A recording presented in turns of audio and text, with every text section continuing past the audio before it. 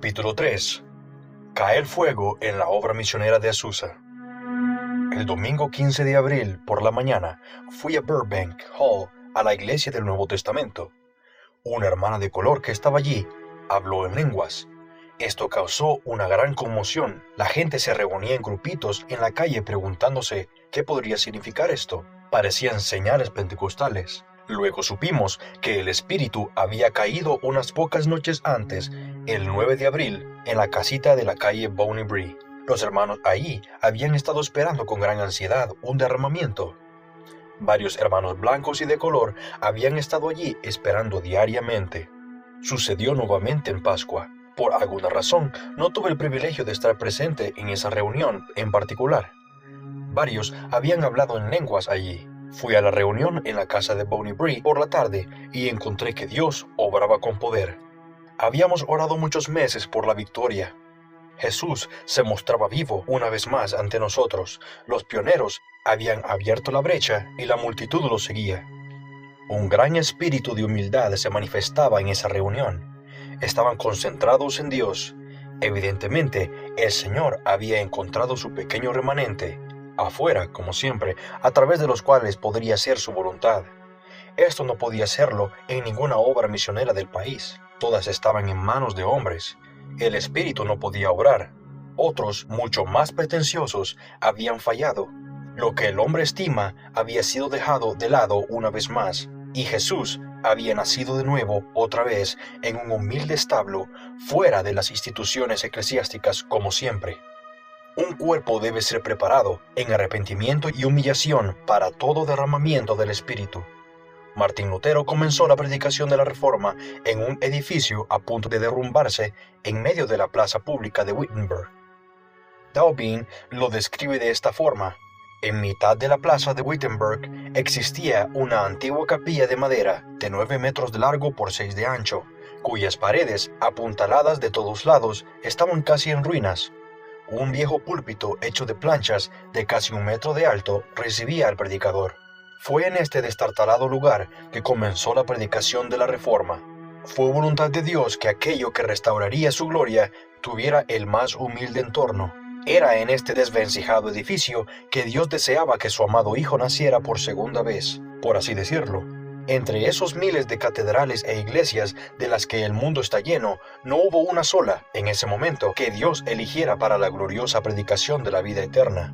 En el avivamiento de Gales, los grandes expositores de Inglaterra tuvieron que venir a sentarse a los de los rudos y curtidos trabajadores mineros y ver las maravillosas obras de Dios. En esa época escribí para el Camino de Fe. Entre nosotros está apareciendo lo verdadero. El Todopoderoso medirá una vez más sus fuerzas con los magos del faraón. Pero muchos lo rechazarán y blasfemarán. Muchos no lo reconocerán, aún entre los que profesan seguirle. Hemos estado orando y creyendo que llegaría el Pentecostés. ¿Lo recibiremos cuando llegue? Esta manifestación pentecostal no irrumpió en el momento, como un incendio en el bosque, para incendiar todo el mundo.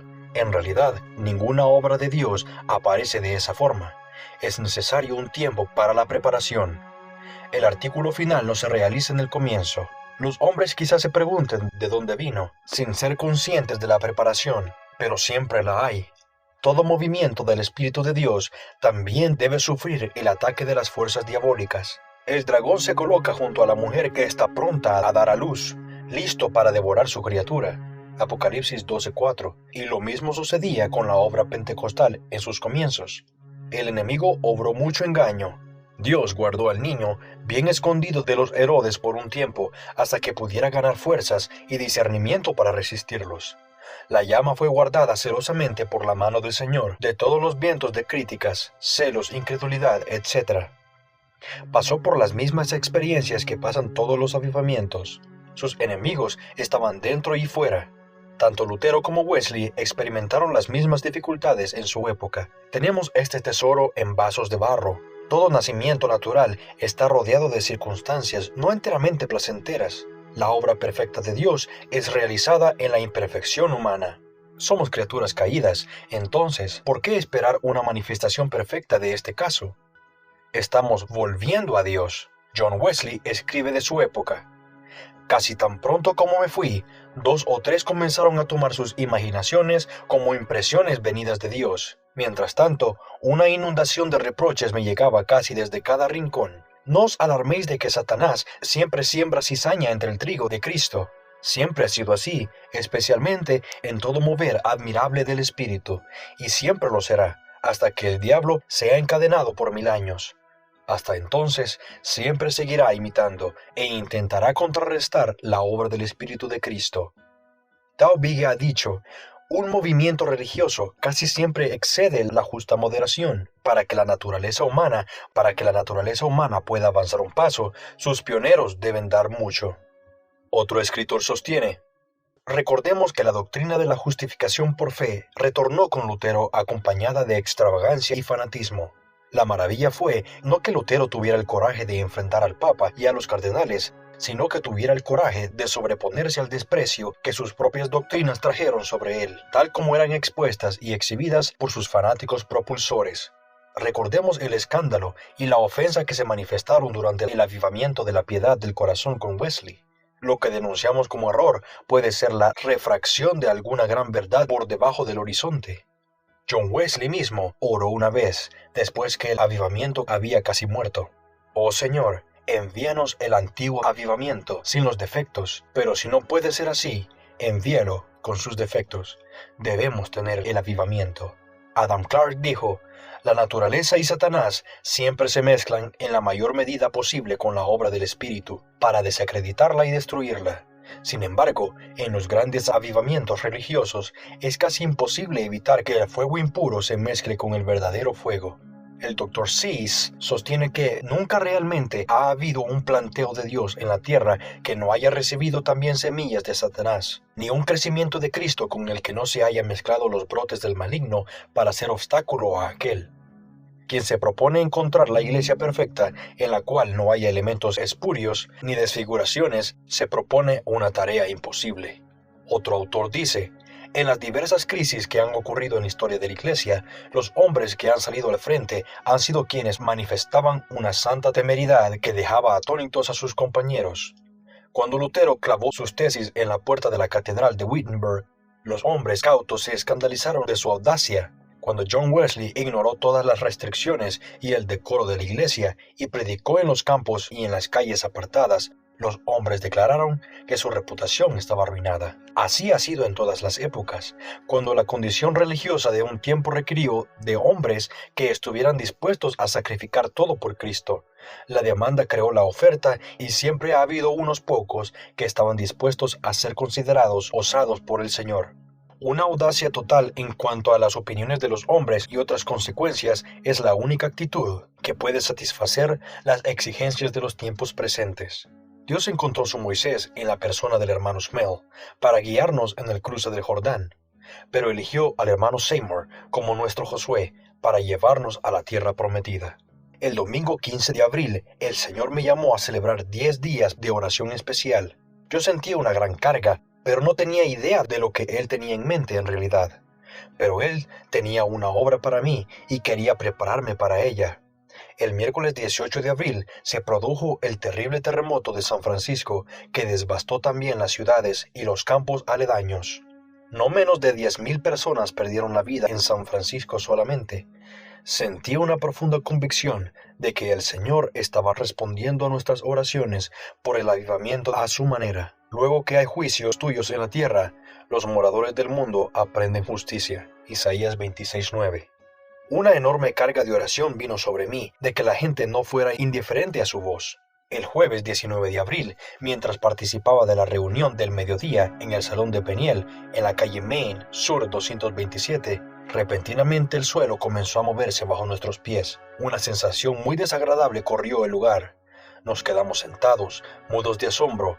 Muchas personas corrieron a la calle, mirando ansiosamente a los edificios, temiendo que estuviera a punto de caer. Fue un momento de gran tensión. Fui a casa y luego de pasar algún tiempo en oración, sentí del Señor ir a la reunión que se había trasladado de la calle Bonnie Bree a Azusa 312. Aquí había alquilado un viejo edificio que había sido un templo metodista en el centro de la ciudad que hacía mucho tiempo que no se utilizaba para reuniones. se había convertido en un depósito de trastos y materiales viejos. En medio del polvo y los escombros habían despejado un espacio suficiente grande como para extender unas planchas de madera sobre barriles vacíos como asientos para unas 30 personas, si mal no recuerdo. Los habían colocado en forma de cuadrado enfrentado de a pares. Yo estaba bajo una gran presión de llegar a esa reunión aquella noche. Era mi primera visita a la iglesia de Azusa. La madre Witten, que vivía con nosotros, vino conmigo. Andaba tan lentamente que me costaba esperarla. Siempre he sido un lobo solitario por esta misma razón. Mi tiempo no me pertenece. Yo soy siervo de Dios. Los asuntos del rey requieren prisa. No podemos esperar todo el día para que alguien que ni tiene la orden ni siente la necesidad se prepare. A nadie saludéis por el camino. Los asuntos de Dios son importantes. Él requiere obediencia. De esta manera, también nos mantenemos fuera del camino de los demás. Hay demasiadas cosas en juego como para fallarle a Dios. Que aquellos que no tienen mensaje alguno se tomen su tiempo y lleguen después. El diablo puede usarlos muchas veces en gran manera para obstaculizar a quienes sí lo tienen. Finalmente llegamos a Azusa y encontramos aproximadamente a unos 12 santos allí, algunos blancos, otros de color. Allí, a cargo de la reunión, estaba el hermano Seymour. El arca de Dios se movía lenta, pero firmemente en Azusa. Era llevada sobre los hombros de los sacerdotes que él mismo había elegido en el principio. No teníamos carros nuevos en esos días para complacer a la multitud mezclada y carnal. Teníamos que luchar contra el diablo, pero el arca no era arrastrada por bueyes, animales sin entendimiento. Los sacerdotes estaban vivos para Dios, en mucha preparación y oración. El discernimiento no era perfecto y el enemigo logró algunas ventajas que trajeron reproche a la obra, pero pronto los santos aprendieron a separar lo santo de lo vil. Todas las fuerzas combinadas del mal estaban decididamente en nuestra contra desde el comienzo. No todo era bendición, en realidad la lucha era terrible. El diablo rebuscaba en la tierra por ver si hallaba espíritus retorcidos para destruir la obra, si fuera posible, como siempre. Pero el fuego ya no podía ser controlado. Fuertes santos estaban reunidos para recibir la ayuda del Señor. Gradualmente, la marea se alzó en victoria, pero solo a partir de un comienzo muy pequeño, una llama diminuta. En mi primera reunión en Azusa, prediqué un mensaje. 2 hermanos hablaron en lenguas. Aparentemente la palabra contaba con una gran bendición. Pronto se corrió la voz en todos los lados de que Dios obraba en Azusa. Multitudes de personas de todas las clases comenzaron a concurrir a las reuniones. Muchos eran solo curiosos, incrédulos, pero otros tenían hambre de Dios. Los periódicos comenzaron a ridiculizar las reuniones en sus artículos, con lo cual nos daba mucha propaganda gratuita. Esto atrajo multitudes. El diablo nuevamente se excedió. La persecución de afuera nunca hizo daño a la obra. Lo que más debíamos temer eran los espíritus malignos de adentro. Aún los espiritistas y los hipnotizadores venían a investigar y trataban de probar su influencia. Luego vinieron todos los enfermos y dementes religiosos, buscando un lugar en la obra. Teníamos mucho para temer de estos, pero este es un peligro que acecha a toda nueva obra. Ellos no tienen lugar en otra parte. Esta situación produjo un temor muy difícil de sobrellevar para muchos y fue un gran obstáculo para el espíritu. Muchos temían buscar a Dios por miedo a que los atrapara el diablo. En Azusa, pronto comprendimos que tan pronto como queríamos estabilizar el arca, el Señor cesaba su obra. No nos atrevíamos a llamar demasiado la atención de la gente sobre las obras del demonio, pues a esto le seguiría el temor. Solo podíamos orar y Dios nos dio la victoria. Había una presencia de Dios con nosotros por medio de la oración, de la cual podíamos depender. Los líderes tenían una experiencia limitada y la maravilla es que la obra sobrevivió a todos sus poderosos adversarios, pero era de Dios. Ese era el secreto. Un cierto escritor ha dicho, acertadamente, en el día de Pentecostés, el cristianismo enfrentó al mundo, una nueva religión, sin universidad ni pueblo ni patrón. Todo lo que era antiguo y venerable se irguió frente a él en firme oposición. Y él no halagó ni buscó la amistad de ninguno de ellos. Atacó cada sistema existente, a cada mal hábito, marcando con fuego su camino y atravesando innumerables formas de oposición, y esto lo logró solamente con las lenguas de fuego. Otro escritor ha dicho, la apostasía de la iglesia primitiva se produjo como resultado de un deseo mayor de ver el extendimiento de su poder que el de ver que sus miembros individuales recibieran la nueva naturaleza. En el instante en que codiciamos una gran cantidad de seguidores y nos gozamos frente a las multitudes, sin tener un mayor deseo de ver que cambien las naturalezas de los individuos según el plan divino, comenzamos a recorrer la misma senda de apostasía que lleva a Roma y a sus hijas. Pronto vi que el terremoto había sacudido muchos corazones. Estaba distribuyendo especialmente mi último tratado, El último llamado. Parecía muy adecuado luego del terremoto. El domingo 22 de abril llevé 10,000 tratados a la iglesia del Nuevo Testamento. Los obreros lo recogieron con gran entusiasmo y rápidamente lo distribuyeron por toda la ciudad. Casi todos los púlpitos de la ciudad trabajaban horas extras para probar que Dios no tenía nada que ver con los terremotos y de esta forma calmar los temores de la gente. El Espíritu trataba de golpear a los corazones con su convicción por medio de este juicio. Yo me sentía indignado de que los predicadores pudieran ser tan utilizados por Satanás como para tratar de ahogar la voz de Dios, así como luego los usó para provocar odio y muertes durante la Gran Guerra. Aún los maestros de las escuelas trataban duramente para convencer a los niños de que Dios no tenía relación alguna con los terremotos. El diablo hacía mucha propaganda en este sentido. Yo había orado mucho desde que se produjo el terremoto y dormía poco. Después de la sacudida de los ángeles, el Señor me dijo decididamente que tenía un mensaje para el pueblo. El sábado siguiente me dio parte de él. El resto me lo dio el lunes. Terminé de escribir a la 1:30 del martes. Listo para llevarlo a la imprenta, me arrodillé ante el Señor y Él vino a mí con gran poder, dando un poderoso testimonio de que el mensaje venía de Él. Debía ser impreso en la mañana.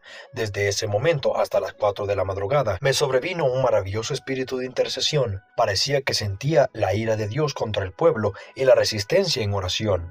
Él me mostró que estaba terriblemente acongojado por la obstinación de su pueblo ante su juicio por el pecado. San Francisco era una ciudad tremendamente malvada. Él me mostró que todo el infierno se movilizaba para ahogar su voz del terremoto, si ello fuera posible. El mensaje que se me había dado debía contrarrestar esta influencia. Los hombres habían negado su presencia en el terremoto. Ahora él hablaría. Era un mensaje terrible el que me había dado. Yo no debía discutir el asunto con ningún hombre, sino simplemente darles el mensaje. Ellos respondían ante él.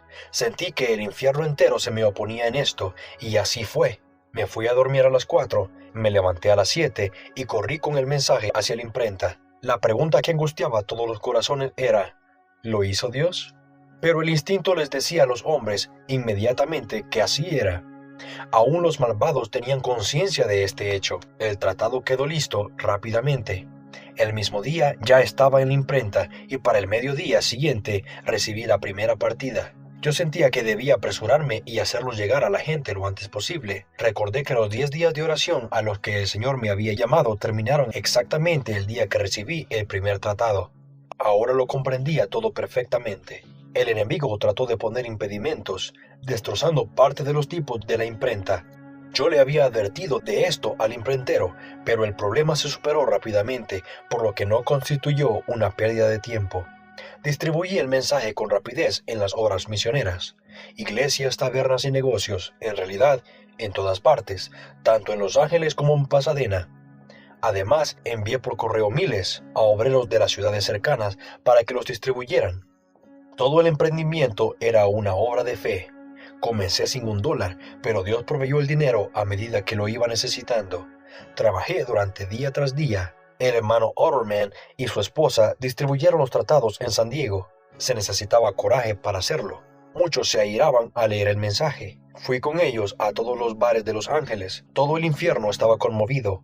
Un hombre me siguió por la calle gritando como un maniático. Entró tras mí en un negocio para atacarme, pero el Señor me protegió. Entonces el hombre rompió en pedazos el tratado públicamente para mostrar su odio.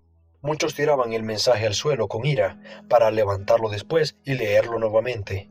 Parecía que Dios lo adhería a ellos. Lo más triste era que casi todos los predicadores trabajaban con el enemigo en este asunto. Pero yo solo les daba la palabra de Dios sobre los terremotos. Pedí los tratados en paquetes de 25,000. La gente estaba tan molesta conmigo que contrataron a un policía para que me siguiera los pasos. Pero el Espíritu me advirtió y lo vi venir, por lo que pude escabullirme. Él hubiera detenido la circulación de mi escrito antes de que yo hiciera la obra. Sentía todo el odio del infierno desatándose contra mí. pero Dios me dio valor para la tarea.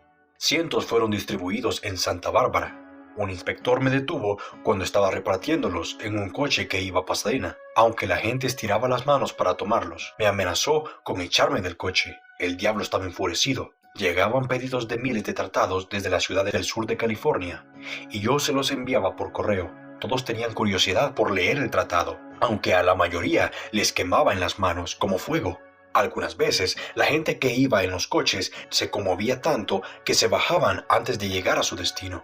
Mi misma presencia parecía traer convicción a muchos. Mi alma estaba sumergida en oración. El mensaje llevó consternación a miles de almas. Nunca he escrito algo que tuviera tanta influencia. Dios envió al hermano Bowmer desde Pasadena para ayudarme. Él se quedaba afuera, orando, mientras yo entraba a las tabernas para repartir los folletos. Algunas veces la gente se enfurecía tanto que querían matarme. Después de las noticias de San Francisco, la actividad comercial estaba paralizada. Esto, en cierta medida, explicaba la influencia que tenía mi escrito. La presión en mi contra era terrible. Todo el infierno se revolvía a mi alrededor para tratar de detener el mensaje, pero jamás desmayé. Sentí la mano de Dios continuamente sobre mí en este asunto. La gente estaba atónita de ver lo que Dios decía sobre los terremotos. Él me envió a varias reuniones con mensajes de exhortación a arrepentirse y a buscarle. En la iglesia de Azusa tuvimos un tiempo de gran poder. Una hermana de color habló y cantó en lenguas. La misma atmósfera del cielo estaba allí. El 11 de mayo, domingo, terminé de distribuir el tratado sobre el terremoto. Entonces, repentinamente, la carga se apartó de mí. Mi trabajo estaba concluido. 75,000 habían sido publicados y distribuidos en Los Ángeles y el sur de California en menos de 3 semanas. En Oakland, el hermano Manley, por voluntad propia, había impreso y distribuido más de 50,000 más en las ciudades de la bahía y los alrededores, en aproximadamente el mismo periodo. Los siguientes son algunos extractos del tratado. Pero, ¿qué tiene Dios que ver con los terremotos? Luego que hay juicios tuyos en la tierra, los moradores del mundo aprenden justicia. Isaías 26:9. Él arranca los montes con su furor y no saben quién los trastornó.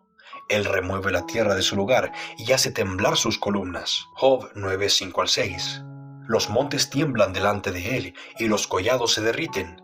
La tierra se conmueve a su presencia y el mundo y todos los que en él habitan. Su ira se derrama con fuego y por él se hienden las peñas. Nahum 1:5-6. Y castigaré al mundo por su maldad y a los impíos por su iniquidad, porque haré estremecer los cielos y la tierra se moverá de su lugar en el día del ardor de su ira. Isaías 13:11-13. La tierra fue conmovida y tembló. Se conmovieron los cimientos de los montes y se estremecieron porque se indignó él. Humo subió de su nariz y de su boca fuego consumidor. Tronó en los cielos Jehová y el Altísimo dio su voz. Entonces aparecieron los abismos de las aguas y quedaron al descubierto los cimientos del mundo. A tu reprensión, oh Jehová, por el soplo del aliento de tu nariz. Salmo 18. He aquí que Jehová vacía la tierra y la desnuda, y trastorna su faz, y hace esparcir a sus moradores, y temblarán los cimientos de la tierra. Será quebrantada de toda la tierra, enteramente desmenuzada será la tierra, en gran manera será la tierra conmovida. Temblará la tierra como un ebrio, y será removida como una choza, y se agravará sobre ella su pecado. Isaías 24, 1, 18 y 20. Por Jehová de los ejércitos será visitada, con terremotos y con gran ruido, y llama de fuego consumidor. Isaías 29, 6.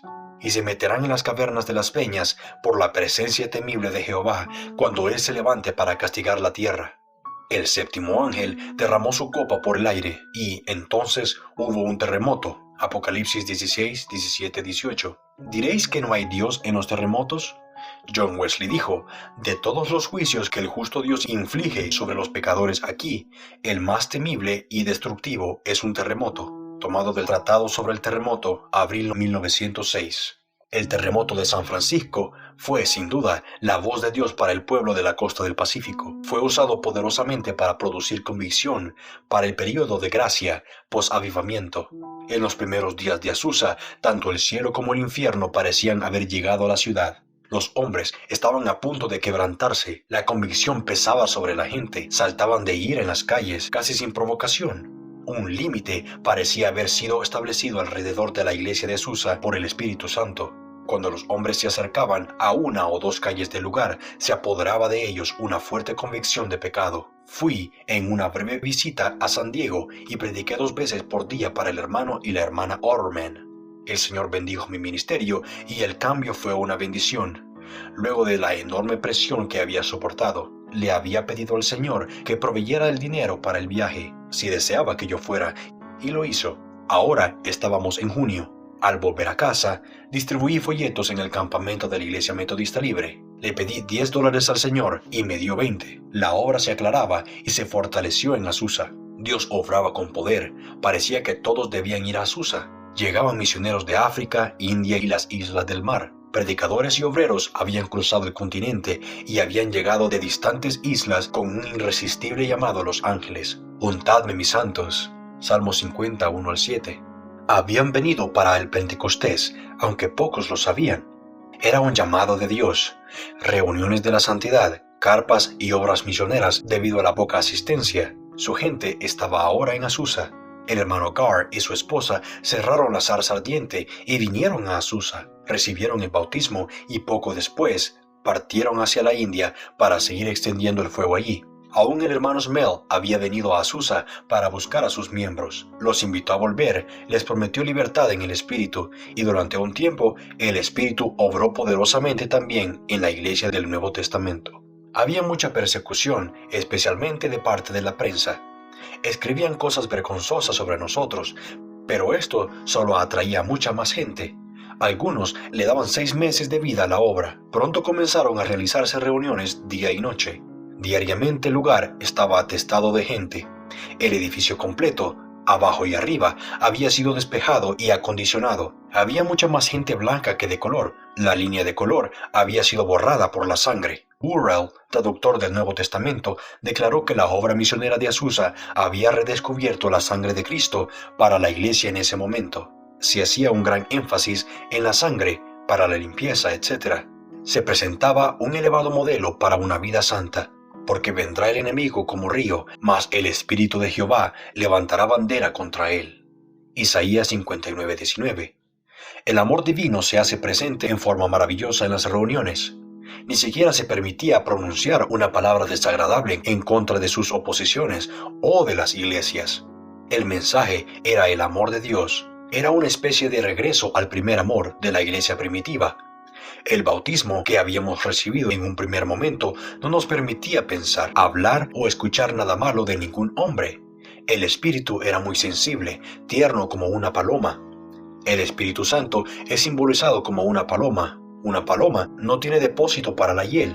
Sabíamos instantáneamente cuando habíamos contristado al Espíritu Santo por una palabra o una obra cruel. Parecía que vivíamos en un mar de puro amor divino. El Señor luchaba por nosotros en las batallas. Nos consagrábamos a su juicio totalmente en todos los asuntos, sin siquiera intentar defender a la obra o a nosotros mismos. Vivíamos en su presencia, inmediata y maravillosa, y nada contrario a su puro espíritu era permitido allí. Lo falso era separado por lo real por el Espíritu de Dios. La palabra de Dios misma decidía absolutamente todos los temas. Los corazones del pueblo eran escudriñados a fondo, tanto en hecho como en su motivación. Formar parte de este grupo no era algo para tomar a la ligera. Nadie osaba unírseles, a menos que su intención fuera seria, que realmente quisieran continuar. En esos días, recibir el bautismo significaba un proceso de muerte y de limpieza. Teníamos un cuarto de espera arriba para aquellos que esperaban especialmente de Dios por un bautismo. Aunque había muchos en el salón principal, en la planta baja también. En realidad, muchos lo recibían allí mismo en sus asientos en esa época. En la pared del cuarto del piso alto había un letrero que decía: "No hable en voz más alta que su susurro". En ese momento no sabíamos nada de entusiasmar a la gente con palabras. El Espíritu obraba en gran profundidad.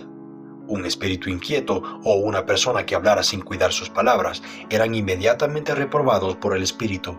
Estábamos en Tierra Santa. Esta atmósfera era insoportable para los espíritus carnales. Esto generalmente los mantenía lejos de allí, a menos que se hubieran sometido como era debido y hubieran quemado todo lo carnal. Solo personas que honestamente buscaban a Dios estaban allí. aquellos que realmente tomaban en serio a Dios. No era una cámara letal, ni un lugar para tener ataques, ni para aliviarse de presiones.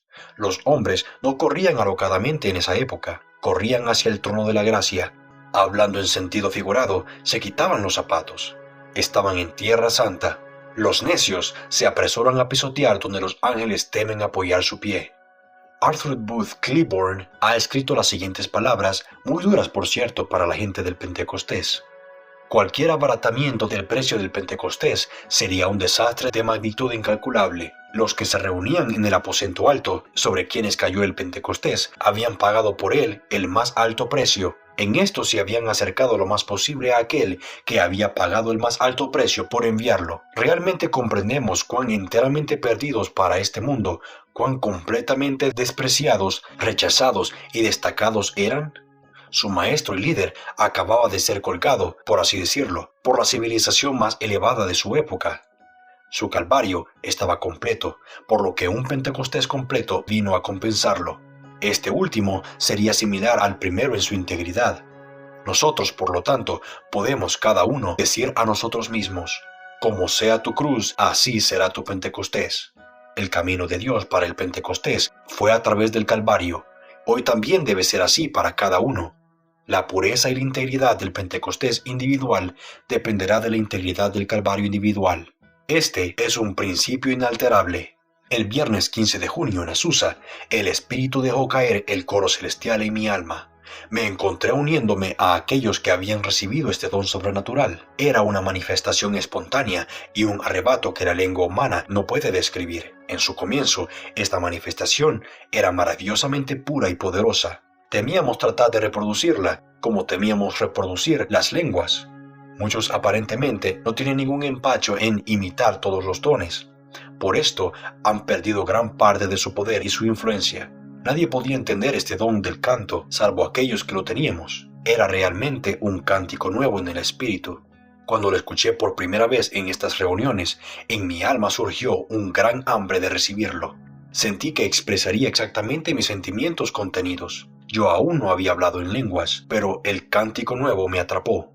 Era un don de Dios de alto nivel y apareció entre nosotros poco después de que comenzara la obra. Nadie había predicado sobre él, el Señor lo había impartido soberanamente, con el derramamiento del resto del aceite, la lluvia tardía del bautismo del Espíritu.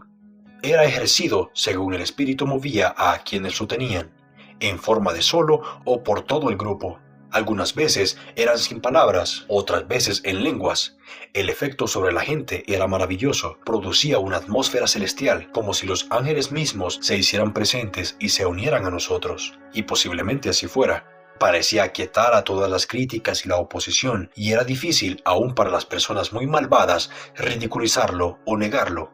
Algunos han condenado este cántico nuevo sin palabras, pero ¿no fue el sonido dado antes que el lenguaje? ¿No hay acaso inteligencia sin lenguaje? ¿Quién compuso la primera canción? ¿Debemos siempre seguir la obra compuesta por algún hombre? Adoramos demasiado la tradición. El hablar en lenguas no sigue ninguna sabiduría ni comprensión humana.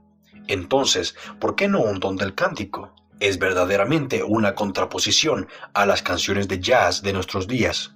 Y quizá haya sido dado con ese propósito. Pero algunos de los viejos himnos también son muy buenos para cantar. No debemos despreciarlos ni tratarlos a la ligera. Alguien ha dicho que cada fresco avivamiento trae su propia himnología. Este sí lo hizo. Al comienzo en Azusa no teníamos instrumentos musicales. En realidad no teníamos la necesidad de tenerlos. No había lugar para ellos en nuestra adoración. Todo era espontáneo. Ni siquiera cantábamos con himnarios. Cantábamos todos los himnos antiguos y bien conocidos de memoria, motivados por el Espíritu de Dios. Ha llegado el Consolador. Era posiblemente uno de los que cantábamos con más frecuencia. Lo cantábamos desde una fresca y profunda experiencia de nuestro corazón. Oh, cómo nos llenaba y nos conmovía el poder de Dios. También las canciones que hablaban de la sangre gustaban mucho. En la sangre está la vida. Sinaí, Calvario y Pentecostés, todos tenían su debido lugar en la obra de Azusa, pero el cántico nuevo es una composición totalmente diferente, no humana. No puede falsificarse, el cuervo no puede imitar a la paloma, pero finalmente comenzaron a menospreciar este don, cuando el espíritu humano se hizo fuerte una vez más. Lo echaron fuera con himnarios y con canciones elegidas por los líderes. Era como asesinar al espíritu, y para muchos de nosotros fue muy doloroso, pero la marea era demasiado fuerte y no pudimos detenerla. Los himnarios son en la actualidad un emprendimiento comercial en gran medida y no perderíamos mucho si no los tuviéramos. Hasta las viejas melodías sufren la violencia del cambio y cada estación trae nuevos estilos para lograr más ganancia. Hay muy poco espíritu real de adoración en ellos. Hacen mover las puntas de los pies, pero no conmueven los corazones de los hombres. El espíritu de la canción dado por Dios en el espíritu era como el arpa eólica en su espontaneidad y dulzura. En realidad, era el aliento mismo de Dios que tocaba en las cuerdas de los corazones humanos o en sus cuerdas vocales. Las notas eran maravillosas, su dulzura, su volumen, su duración, en realidad, muchas veces eran imposibles de lograr en términos humanos. Era cantar en el espíritu. El hermano Seymour era conocido como líder nominal a cargo, pero no teníamos papa ni jerarquía alguna. Éramos hermanos, no teníamos un programa humano. Dios mismo nos dirigía. No teníamos clase sacerdotal, ni tareas sacerdotales. Estas cosas vinieron después, con la apostasía del movimiento. En el principio ni siquiera teníamos una plataforma o un púlpito. Todos estábamos a la misma altura. Los ministros eran siervos, según el verdadero sentido de la palabra. No honrábamos a los hombres por su posición ventajosa, ya fuera a causa de su dinero o de su educación, sino por los dones que Dios le había dado. Él colocaba a los miembros en el cuerpo. Ahora, cosa espantosa y fea es hecha en la tierra. Los profetas profetizaron mentira, y los sacerdotes dirigían por las manos de ellos, y mi pueblo así lo quiso. ¿Qué pues haréis cuando llegue el fin? Jeremías 5:30-31. Los opresores de mi pueblo son muchachos, a veces crecidos, y mujeres se enseñorearon de él. Isaías 3:12. El hermano Seymour generalmente se sentaba detrás de 2 cajas de zapatos vacías, colocada una encima de la otra. Casi siempre mantenía su cabeza dentro de la caja superior durante la reunión mientras oraba. Ahí no había orgullo.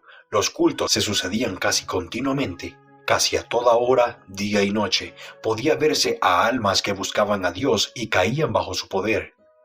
El lugar jamás estaba vacío ni cerrado. La gente venía a encontrarse con Dios.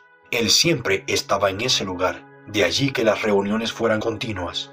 La reunión no dependía de un líder humano. La presencia de Dios se volvía cada vez más maravillosa. En ese viejo edificio, con sus gastadas vigas y sus pisos desnudos, Dios quebrantaba a hombres fuertes y mujeres y los armaba otra vez para su gloria. Era un maravilloso proceso de reparación. El orgullo, la vanidad, el egocentrismo y la autoestima no podían sobrevivir allí. El ego religioso pronto terminaba predicando en su propio funeral. No se anunciaba con anticipación el tema de los sermones o los mensajes, ni los nombres de los predicadores para una hora determinada. Nadie sabía qué sucedería, qué haría Dios. Todo era espontáneo, ordenado por el Espíritu. Queríamos escuchar lo que Dios tuviera para nosotros, fuera quien fuera la persona que Él eligiera para hablar. No hacíamos acepción de personas.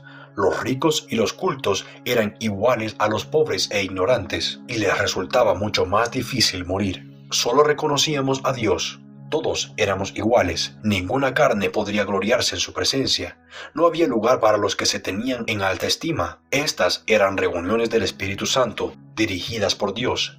Tenía que comenzar en un lugar pobre para dejar fuera el elemento humano egoísta. Todos caían humillados a sus pies. Todos eran iguales y tenían todas las cosas en común, al menos en ese sentido. Las vigas del techo eran bajas. Los que eran altos debían agacharse. Cuando llegaban a Azusa, estaban humillados, listos para recibir la bendición. Así, el alimento estaba colocado para que lo alcanzaran los corderos, no las jirafas. Todos podían llegar a él. Fuimos liberados allí mismo de las jerarquías eclesiásticas y los abusos. Deseábamos a Dios. Cuando llegábamos a la reunión, evitábamos en todo lo posible el contacto humano y los saludos. Queríamos encontrarnos primero con Dios. Poníamos la cabeza bajo algún banco, orando en un rincón, y entrábamos en contacto con los demás en el espíritu, sin conocer a nadie, ya según la carne. Las reuniones empezaban solas, espontáneamente con testimonios, alabanza y adoración. Los testimonios jamás eran dichos en apuros, por la necesidad de pasar a algo más sustancioso. No teníamos un programa preparado de antemano que tuviera que ser metido en un cierto periodo de tiempo. Nuestro tiempo era de Dios. Teníamos testimonios reales de experiencias frescas del corazón. De no ser así, cuanto más breves los testimonios mejor. Podía haber 12 personas de pie al mismo tiempo, temblando bajo el poder majestuoso de Dios. No teníamos que recibir indicaciones de algún líder, y estábamos libres de la falta de ley. Estábamos absorbidos en Dios, en oración, nuestras mentes concentradas en Él. Todos obedecíamos a Dios en humildad y mansedumbre, en honor, prefiriéndonos unos a otros. El Señor podía aparecer repentinamente en cualquiera de nosotros. Orábamos continuamente por esto. Finalmente se levantaba alguien ungido para dar el mensaje. Todos parecían reconocerlo y le abrían paso. Podía ser un niño, una mujer o un hombre. Podía venir del último asiento o del primero. No había diferencia. Nos gozábamos en que Dios obraba. Nadie deseaba mostrarse delante de los demás. Solo pensábamos en obedecer a Dios.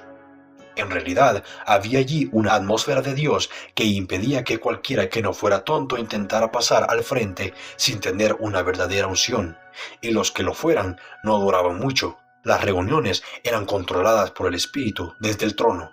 Eran días verdaderamente maravillosos. Siempre dije que hubiera preferido vivir 6 meses de ese tiempo que 50 años de vida común. Pero Dios es el mismo hoy, solo que nosotros hemos cambiado. Alguien podía estar hablando y repentinamente el Espíritu caía sobre la congregación. Dios mismo hacía el llamado. Los hombres caían por todas partes como heridos en una batalla o corrían hacia el púlpito en masa buscando a Dios. Muchas veces en el lugar parecía un bosque de árboles caídos. Tal escena no puede ser imitada. Nunca vi que se hiciera un llamado evangelístico en esa época. Dios mismo los llamaba. Y el predicador sabía cuándo irse. Cuando Dios hablaba, todos obedecíamos. Parecía algo tan temerario ser obstáculo para el Espíritu o contristarlo. Todo lugar estaba inmerso en oración. Dios estaba en su santo templo. El hombre debía estar en silencio. La gloria Shekinah reposaba allí. En realidad, algunos dicen haber visto la gloria por la noche sobre el edificio. No lo dudo. Más de una vez me detuve a 2 calles del lugar y oré pidiendo fortaleza antes de atreverme a entrar. La presencia del Señor era tan real. Algunas veces venían personas presuntuosas, especialmente predicadores que trataban de promoverse a sí mismos, teniendo un alto concepto de sí. Pero sus esfuerzos tenían corta vida. Les faltaba el aliento. Sus mentes vagaban. Sus cerebros vacilaban. Comenzaban a ver todo negro. No podían seguir. Nunca en esa época vi a alguno de ellos que pudiera continuar predicando. Estaban en contra de Dios. Nadie les interrumpía, simplemente orábamos. El Espíritu hacía el resto. Nosotros queríamos que el Espíritu controlara todo. Él lo sería prontamente. Los sacaban muertos espiritualmente hablando. Generalmente mordían el polvo, humillados, pasando por el proceso por el que todos nosotros habíamos pasado ya. En otras palabras, se iban muriendo, llegaban a verse en toda su debilidad y luego, humildemente como niños, confesando su pecado, eran tomados por Dios, transformados por medio del bautismo en el Espíritu. El viejo hombre moría con todo su orgullo, arrogancia y buenas obras. En mi propio caso, llegué a aborrecerme a mí mismo. Le rogué al Señor que pusiera tras de mí una cortina para apartar mi pasado, tan cerca que me tocara los tobillos. Él me dijo que olvidara todas las buenas obras como si nunca hubiera ocurrido, tan pronto como se hubieran producido, y que siguiera como si nunca hubiera hecho nada para Él, para que mis buenas obras no se convirtieran en una carga. En esos días veíamos algunas cosas maravillosas. Aún los hombres, que eran muy buenos, llegaban a aborrecerse a sí mismos a la primera luz de Dios. Los predicadores tardaban en morir, tenían mucho a lo que morir, tanta reputación, tantas buenas obras, pero cuando Dios obraba en ellos, alegremente daban vuelta a la página y empezaban un nuevo capítulo. Esa era una razón por la que luchaban tanto. La muerte no es una experiencia agradable, en lo absoluto, y los hombres fuertes tardan en morir. El hermano Ansel Post, un pastor bautista, estaba sentado en una silla en medio del cuarto una noche durante la reunión. Repentinamente, el Espíritu cayó sobre él. Se levantó de un salto, comenzó a alabar a Dios en lenguas y en voz alta, y corrió por el cuarto, abrazando a todos los hermanos que podía encontrar. Estaba lleno de amor divino. Este hermano luego partió a Egipto como misionero. Escuchemos sus propias palabras. Repentinamente, como en el día de Pentecostés, mientras estaba sentado a menos de 4 metros de distancia del predicador, el Espíritu Santo cayó sobre mí y literalmente me llenó. Pareció que me elevaba, porque en un instante estuve en el aire, gritando, «Alabado sea Dios», y hablando en otro idioma. No me hubiera sorprendido más si en aquel momento alguien me hubiera entregado $1.000.000. Ansel Post, en Camino de Fe. Después de que el hermano Smell invitó a su gente a volver a su iglesia, prometiéndoles libertad en el Espíritu, escribí en Camino de Fe lo siguiente: la iglesia del Nuevo Testamento recibió ayer su Pentecostés. Tuvimos un tiempo maravilloso. Hombres y mujeres quedaron postrados bajo el poder en todo el salón. Una atmósfera celestial inundó el lugar. Hubo cánticos como nunca hemos escuchado antes. Era verdaderamente melodías del cielo. Parecía provenir directamente del trono de Dios. 22 de junio de 1906. En El Cosechador Cristiano escribí en esa misma fecha: en la iglesia del Nuevo Testamento, una joven muy refinada quedó postrada en el suelo durante varias horas, mientras por momentos las más celestiales melodías brotaban de sus labios, se elevaban hacia el trono y luego morían en una melodía casi no terrenal. Cantaba: «Alabado sea Dios, alabado sea Dios». En todo el cuarto, hombres y mujeres lloraban. Un predicador estaba tendido en el suelo, muriendo. El Pentecostés ha llegado en toda su plenitud. Tuvimos varias vigilias de oración en la iglesia del Nuevo Testamento, pero el pastor Smell nunca recibió el bautismo con el hablar en lenguas. Estaba en una situación muy difícil. Todo era nuevo para él. El diablo intentaba todo lo posible para traer descrédito a la obra y destruirla. Enviaba espíritus malignos entre nosotros para amedrentar al pastor y hacer que rechazara todo. Pero el hermano Smell era el Moisés de Dios que debía llevar a la gente hasta el Jordán, aunque él mismo no lo cruzaría. El hermano Seymour los llevaría al otro lado. Pero, aunque suene extraño, Seymour mismo no habló en lenguas hasta cierto tiempo después de que abriera la obra de Azusa. Muchos de los santos entraron antes que él. Todos los que recibían este bautismo hablaban en lenguas. Muchos estaban atónitos en los comienzos de Azusa por la naturaleza de los instrumentos que fueron utilizados. En Camino de Fe escribí lo siguiente: alguien ha dicho que no es el hombre que pueda construir la tea más grande, sino el que puede encenderla, quien prenderá el fuego al país. Dios no puede esperar que aparezca un instrumento perfecto. Si fuera así, aún estaría esperando. Lutero mismo declaró que era un rudo leñador que debía hacer caer los árboles. Así son los pioneros. Dios ha pulido a los Melanchtons para que sigan la tarea y corten y den forma simétrica a los troncos. Una carga de dinamita no da como resultado el producto final, pero si libera las piedras que luego, bajo la mano habilidosa del escultor, serán estatuas. En esa época de Lutero, muchos altos dignatarios de la Iglesia romana estaban convencidos de la necesidad de una reforma y de que él estaba en el camino cierto, pero declararon con estas mismas palabras que jamás sentirían que esta nueva doctrina surgiera de ese rincón, que fuera un monje, un pobre monje, el que intentara reformarlos a todos, decían ellos, es lo que no podían tolerar. ¿De Nazaret puede salir alguien bueno? La humanidad caída es algo tan peculiar, por decirlo de alguna manera, tan destruido que es muy imperfecto. Tenemos este tesoro en vasos de barro. En el estado embrionario de todas las nuevas experiencias, hay mucho lugar para la fragilidad humana. Siempre hay muchos espíritus rudos, impulsivos, imperfectamente equilibrados, entre los primeros en ser alcanzados por el avivamiento. En ese momento, nuestra comprensión del Espíritu de Dios es tan limitada que podemos llegar a cometer un error, a veces no reconociendo todo lo que verdaderamente puede ser de Dios. Podemos entender plenamente solo en la medida que poseemos el Espíritu. El juicio rápido siempre es peligroso. No juzguéis nada antes de tiempo. El grupo de Azusa que abrió la brecha era como el ejército de Gedeón que limpió el camino a la victoria para los que venían atrás. Una vez más, en Camino de Fe, el 1 de agosto de 1906, escribí: el Pentecostés ha llegado a Los Ángeles, la Jerusalén estadounidense. En esta ciudad puede encontrarse toda secta, credo y doctrina existente bajo el cielo, así como todas las naciones. Muchas veces me he sentido tentado a preguntarme si las fuerzas me acompañarían para llegar a verlo, pero desde la primavera de 1905, cuando recibí por primera vez esta visión y esta carga, jamás he dudado del resultado final.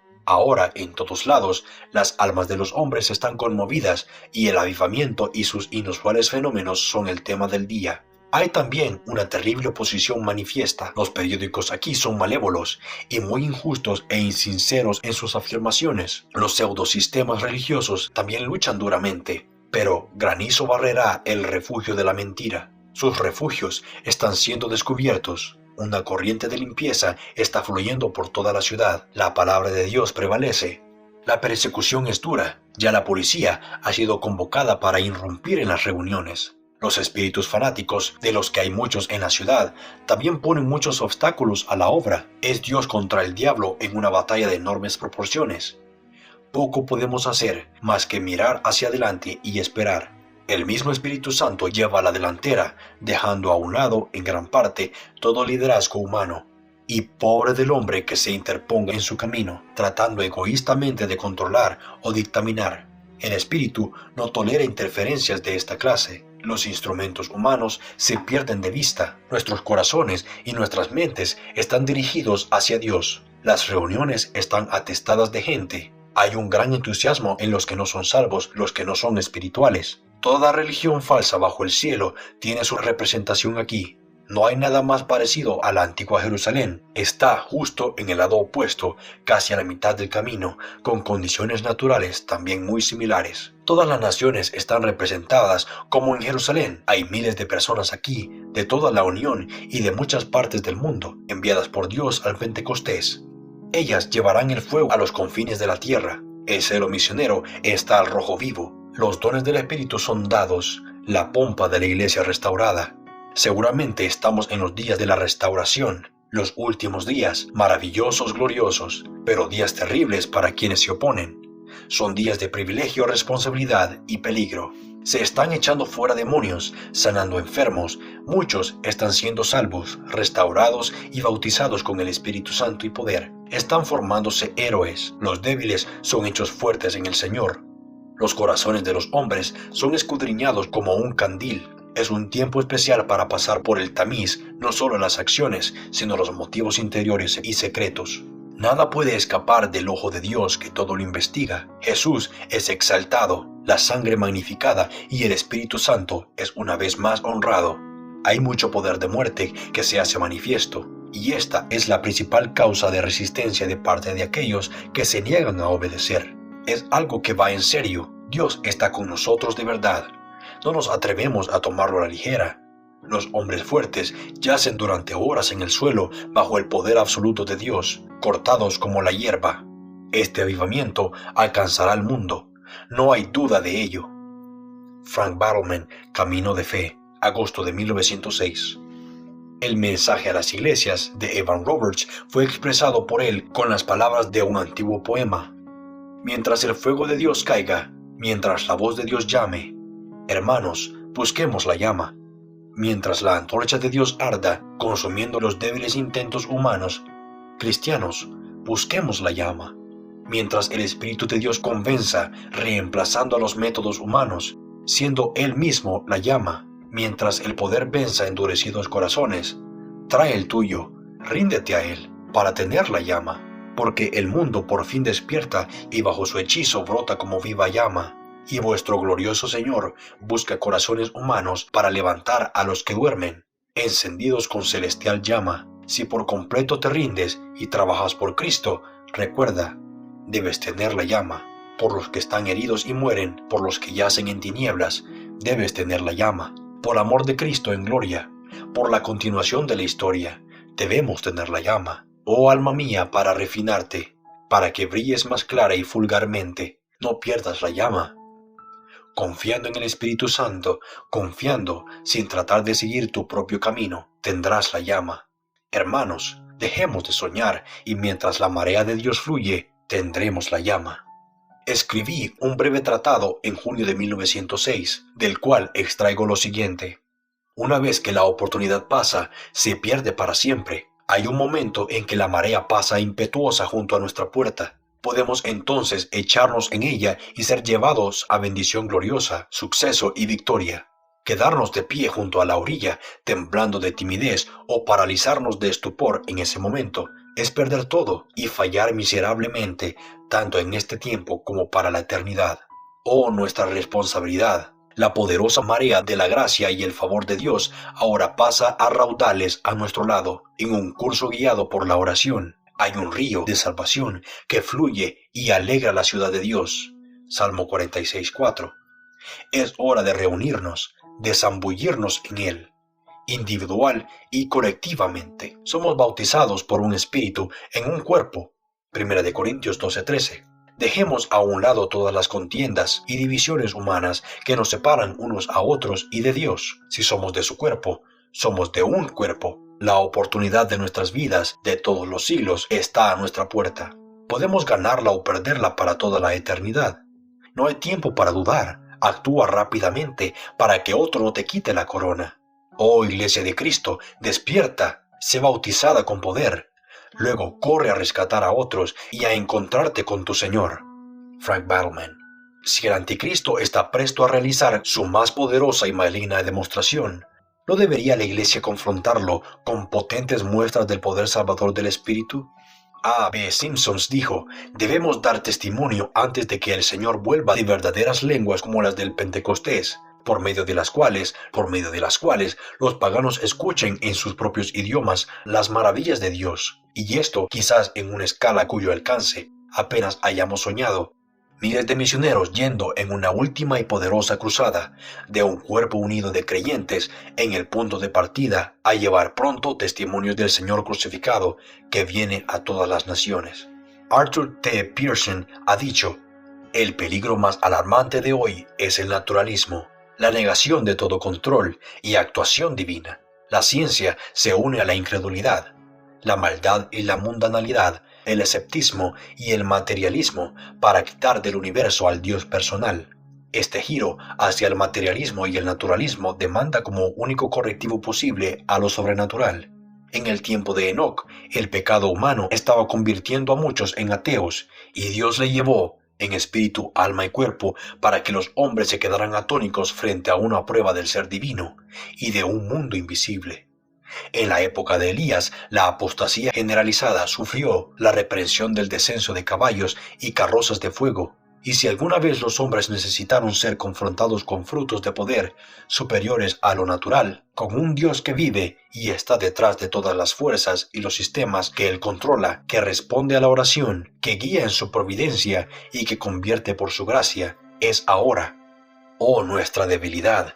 Que el Señor nos ayude a volver a las experiencias del Pentecostés. Cuando venga el Hijo del Hombre, ¿hallará fe en la tierra? La presencia de Dios en la iglesia pondrá fin a la infidelidad. Los hombres no dudarán de su palabra cuando sientan su espíritu. Por miles de razones necesitamos que Jehová venga a nuestro campamento, así como en los tiempos primeros Él visitó y liberó a su pueblo de la esclavitud en Egipto. Mensaje de Spurgeon en su lecho de muerte.